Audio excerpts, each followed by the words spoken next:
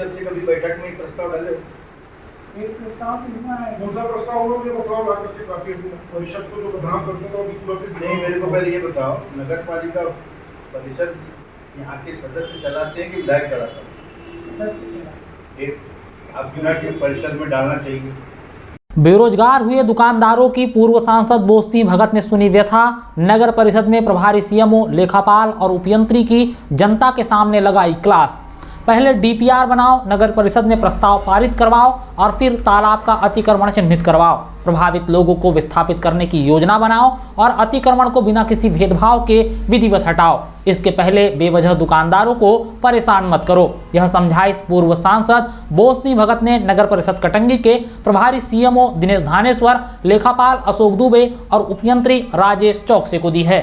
पूर्व सांसद सोमवार की सुबह 11:30 बजे कांग्रेस पार्षदों के साथ नगर परिषद कार्यालय पहुंचे, जहां उन्होंने अधिकारी और कर्मचारियों की पार्षदों के सामने क्लास लगा दी।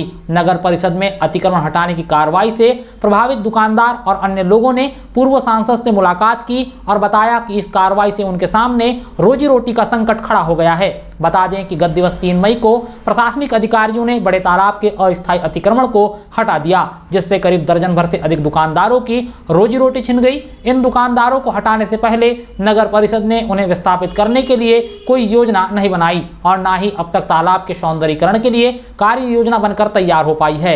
नगर परिषद ने रीटेंडर की प्रक्रिया भी पूरी नहीं की, मगर इससे पहले ही दुकानदारों को हटा दिया। दुकानदारों का साफ कहना है कि वह तालाब के सौंदर्यीकरण में सहयोग करने को तैयार है, मगर सबसे पहले कार्य योजना बनाई जाए और सभी दुकानदारों को विस्थापित किया जाए। सीएमओ ने पूर्व सांसद को बताया कि जल गंगा संवर्धन अभियान के तहत कलेक्टर के निर्देश पर अतिक्रमण हटाने की कार्रवाई की गई।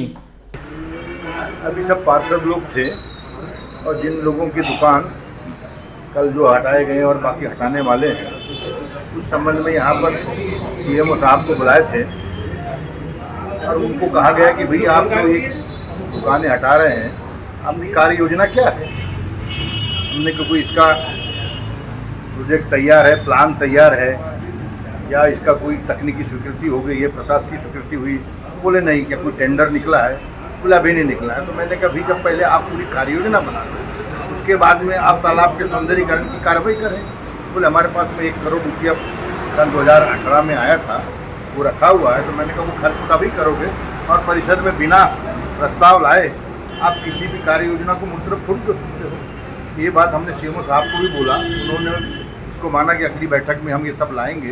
और 4 महीना हो गया यहाँ पर नगर पालिका में अध्यक्ष बीमार है और बिना अध्यक्ष के कामकाज चल रहा है। तो ये प्रशासनिक स्तर पे अच्छा नहीं है और इससे पार्षदों को भी बहुत ज़्यादा परेशानी हो रही है। तो इस संबंध में हमने एडीएम साहब से भी हम चर्चा करेंगे कि भाई अभी लोग जो रोजी रोटी कमा रहे हैं, उनको जब कोई तुम्हारी कार्य योजना नहीं, क्यों उनको डिस्टर्ब कर रहे हो? जिस दिन तुम्हारी कार्य योजना पूरी हो जाएगी तब भले आप कार्रवाई करें। तो अभी फिलहाल में तो सीएमओ साहब ने भी बोला है कि भाई हम जब तक यानी यहाँ पूरी कार्य योजना नहीं बनती तब तक हम ये कार्रवाई को नहीं करेंगे। अब एसडीएम साहब से भी इस संबंध में चर्चा करेंगे, उसी के बाद में अगला जो भी कदम शुरू होगा। वर्ष 2018 में तत्कालीन विधायक केडी देशमुख ने कटंगी शहर के बड़े तालाब के सौंदर्यीकरण के लिए राज्य शासन से 2 करोड़ रुपए की राशि स्वीकृत करवाई। इसमें 1 करोड़ रुपए की राशि नगर परिषद को मिल गई, किंतु तब से लेकर अब तक तालाब का सौंदर्यीकरण कार्य शुरू नहीं हो पाया। वजह तालाब का अतिक्रमण है, जिसे हटाने में नगर परिषद को पसीने छूट रहे हैं। गत दिवस कलेक्टर मृणाल मीणा ने बड़े तालाब का निरीक्षण किया था।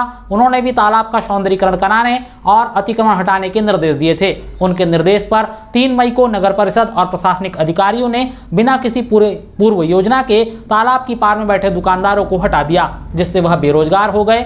इस कार्रवाई के बाद शहर के अन्य हिस्सों में हड़कंप मच गया। रसूखदार अतिक्रमणकारी जिन्होंने पक्के निर्माण कर रखे हैं, वह अपने अतिक्रमण को बचाने में जुट गए, जबकि करीब दर्जन भर अस्थायी अतिक्रमण को हटा दिया गया। अतिक्रमण हटाने की यह कार्रवाई से परिषद के पार्षद नाराज चल रहे थे। पार्षदों का यह आरोप है कि उन्हें बिना कोई जानकारी दिए अतिक्रमण हटाने की कार्रवाई शुरू कर दी गई। परिषद में इस विषय पर कोई चर्चा नहीं हुई। अध्यक्ष योगेंद्र ठाकुर 4 माह से अस्वस्थ हैं, जिस कारण परिषद की बैठक नहीं हो पाई, तो अधिकारी कर्मचारी अपनी मनमानी कर रहे हैं। नगर परिषद के अधिकारी और कर्मचारी विधायक गौरव सिंह पारदी के इशारों पर चल रहे हैं। विधायक जैसा बोलते हैं वैसा हो रहा है। परिषद के पार्षदों में किसी भी विषय से चर्चा नहीं की जा रही है। उपयंत्री राजेश चौकसे ने बताया कि पहले भी तालाब का डीपीआर बनाया गया था, जिसमें मौजूदा विधायक गौरव सिंह पारधी ने कुछ बदलाव करवाए हैं। इस डीपीआर को परिषद के सामने रखा जाएगा। उपयंत्री ने बताया कि जिस स्थान से अतिक्रमण हटाया गया है वहां पहले चरण में छोटा गार्डन और एक चौपाटी विकसित की जाएगी, जिसका पार्षदों ने विरोध किया है। गौरतलब हो कि क्षेत्रीय विधायक गौरव सिंह पारधी तालाब के सौंदर्यीकरण के लिए गंभीर है और वह तालाब के सौंदर्यीकरण के लिए अपनी प्रतिबद्धता जाहिर कर चुके हैं, मगर नगर परिषद के अधिकारी और कर्मचारियों की लापरवाही के चलते विधायक और नगर की जनता के सुनहरे सपनों पर पानी फिरता हुआ नजर आ रहा है। जैसे कि नगर में चर्चा है कि विधायक के ही दबाव में और उनके ही इशारों पर पूरा काम होता है, और मान लीजिए अगर नगर परिषद फिर से अतिक्रमण हटाती है तो ऐसे में आपका स्टैंड क्या होगा? देखो, जहाँ भी ये तो पार्षदों का संवैधानिक अधिकार है, नगर पालिका में कोई भी कार्य योजना तैयार करना, प्रस्ताव पास करना, विधायक तो एक आमंत्रित सदस्य होता है।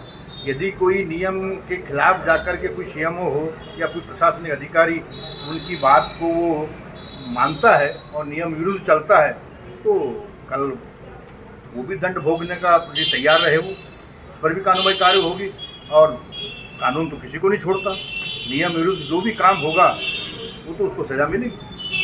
अब आपको अंतिम चरण में एक बात हम बताते चलते हैं। नगर परिषद कटंगी की इसे घोर लापरवाही कहें या फिर लेखापाल अशोक दुबे और उपयंत्री राजेश चौकसे की सुनियोजित साजिश, जिस कारण बड़े तालाब की सीमा पर केंद्र सरकार की प्रधानमंत्री आवास योजना का लाभ दिया गया है। दरअसल तालाब की पार पर जहां कुछ गरीब लोगों को आवास का लाभ दिया गया है, वहीं कुछ रसूखदार लोगों ने अन्य स्थान पर पक्के मकान होने के बावजूद अवैध रूप से कब्जा कर रखा है। लेखापाल अशोक दुबे भी इन्हीं रसूखदार लोगों में शामिल है। अशोक दुबे ने तालाब की पार पर कब्जा कर पक्का निर्माण कर रखा है, जिसका वह व्यावसायिक उपयोग कर रहे हैं। उन्हें निर्माण को लेकर किराए पर दे रखा है। तालाब की पार पर जिन्हें प्रधानमंत्री आवास योजना का लाभ दिया गया है, उन हितग्राहियों को इस बात का डर है कि कहीं उनकी आसियाने उजड़ न जाए, जबकि लेखापाल अशोक दुबे और अतिक्रमणकारी रसूखदार परिवार इन्हीं गरीबों का सहारा बनाकर अपना अतिक्रमण बताने की तैयारी में है।